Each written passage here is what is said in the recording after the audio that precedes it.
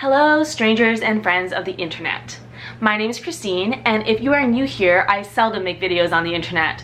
However, every single year I do say that I'm gonna make more videos. So if you do want to see if that actually happens in 2020, then you can hit that subscribe button. It's either here or like somewhere else, because the last time I made a video, it's probably changed since. I have been a little bit obsessed with how much I spent in a week videos, with best and worst purchases videos, and also videos in general about personal finance. To commemorate the last year and to celebrate the fact that we are in a new year with a new slate and a new you, I decided that I would talk about how much I spent in the last year on all of these categories. Now, how I did this was I went through all of my credit card statements from the beginning of the year up until now, and I basically calculated how much I had spent. So some of these categories are going to be a little bit skewed, especially if I paid for things in cash. Along with totals, I also wanted to include some of my best and worst purchases. So stay tuned for that. All right, let's start this video off with a great one: travel. For those of you who may know me in real life, you'll know that I travel a lot. Most of it is for work, but there is quite a fair bit of trips that I do for my personal. We went to a wedding this year. We went to a bachelorette weekend. I went to a lot of music festivals this year, and there was just a lot of travel going on. I think if I had to total everything including work travel, it would probably be upwards of like $20,000. Maybe that sounds about right. Maybe, yeah, maybe it's hitting close to 20, maybe a little bit after that. But because I don't pay for it, I didn't include it into here. Instead, I am just gonna talk about everything that was from my credit cards and is strictly personal travel. The number for that, let me just get my notebook, for personal travel on my credit cards this year was a whopping $8,364.27. So that included, Navin came with me and we had an extended weekend in Alberta. I went to New York 3 times. I went to New Orleans.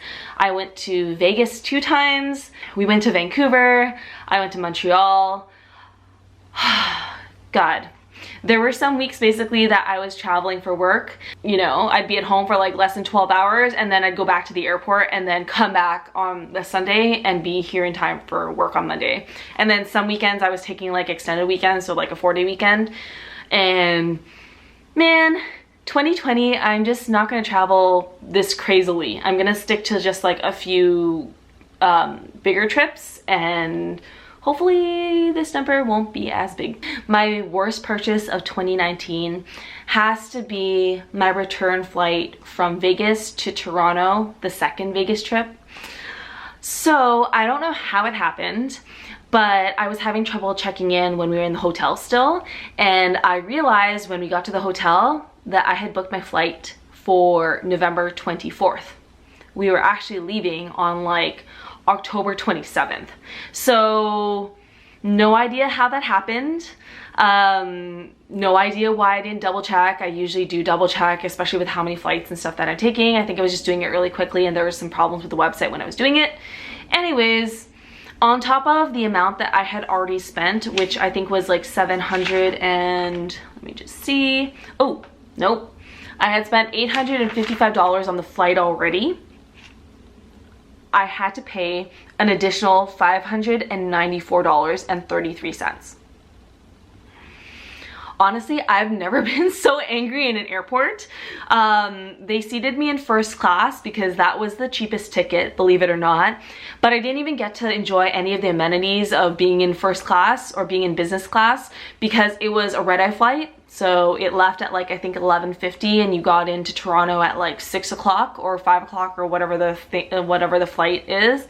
I didn't get to have any of that free alcohol that came with that hefty price tag. I didn't get to have any of that food. I basically just slept the entire flight and woke up in Toronto. Definitely like the worst. It was like throwing money away, and it was the worst. In parking this year, I spent $92, which doesn't seem too crazy. In Uber, I spent $407.38. I mean, this is what it is. Starbucks. Now Starbucks is kind of a tricky one because I do use the app, and I use the app even when I am on site for jobs and stuff. So if I am away for work, it does get included into an expense account.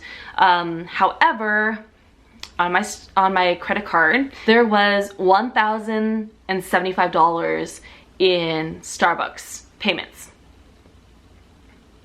Now, I know what you're thinking, $1,000 in Starbucks sounds ridiculous. However, sometimes I do work from home, and when I work from home I get really distracted. So I would go to Starbucks with my laptop and actually just do my work from there, and it just was kind of like having a WeWork membership but not actually paying for the WeWork subscription. I just had my own Starbucks subscription, which $1,000 doesn't seem that crazy when I think of it that way for the year. All right, let's talk about fitness. Now, I do spend a lot of money on fitness. I'm kind of a bit of a fitness junkie, and I do like expensive fitness classes sometimes. Some of the subscriptions I have are to the gym, which I go to LA Fitness, and that one's relatively cheap. I also go climbing, which I do have a home gym for climbing, and I do have a subscription to there. But I also get 10 passes like any climber does. I get 10 passes to gyms in the GTA basically. I don't always go to them often. However, sometimes it's a lot cheaper to get 10 pass or whatever, especially since for climbing gyms, they don't expire, which is great. Go climbing gyms. Anyways, for 2019, I spent $1,831.28 in fitness activities. This includes my gym membership, like I was saying, a whole bunch of climbing gyms. It includes Brass Vixens, which is a pole fitness studio. It also includes Burlesque Uni, which unfortunately is no longer. However, they had really awesome dance classes. And yeah, that's pretty much my fitness breakdown. I feel like people are always saying that there are no bad fitness purchases or fitness decisions as long as you do them. Well, I think the worst thing that I purchased for fitness, honestly, are those 10 passes or those 5 passes that I let expire. So, let's say Brass Vixens, because my schedule is like kind of crazy and all over the place. I bought a 10 pass to them, and I'm pretty sure I did not use all 10 classes before it expired. And there was probably like 3 or 4 left on there. There's that. I spent $283 just on credit card in bubble tea. And I know this number for a fact is a lie, because sometimes I pay for bubble tea in cash. Sometimes Navin would pay for my bubble tea. If I actually divide this number out by 52 weeks, it is, let me just check. If I take, what is it, 200, oh, the struggles of my life, $283.98 and divide it by 52 weeks, I spent $5.46 every single week on bubble tea. So basically I was getting like a bubble tea a week, and I know for a fact that was wrong.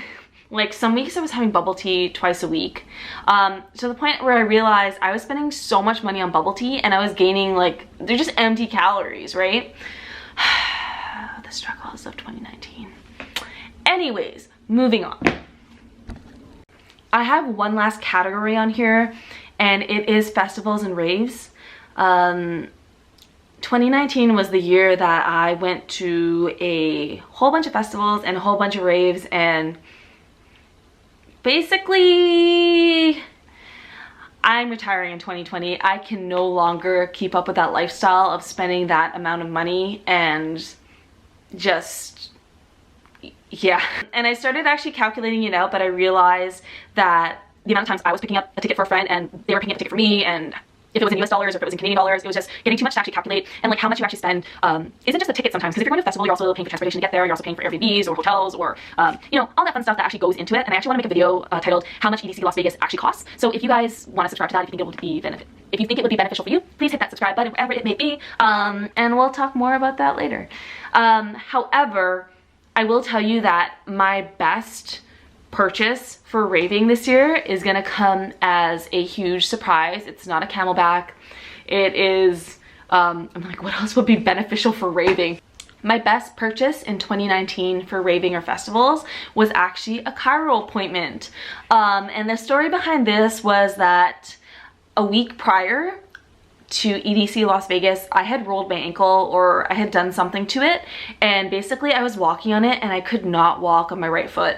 It was actually really, really bad, and I went to my chiropractor at home, and he basically said that I had somehow dislocated a bone in my foot, which wasn't actually my ankle but really close to my ankle, and it was causing severe swelling, and just it being out of place was just causing severe pain. So he had adjusted it back into place, which was great, except when I actually got onto the airplane, because of air pressure, whatever, the swelling continued, and I got to Vegas and it was no bueno. Like Friday morning, I ended up calling this chiropractor who comes to your hotel room.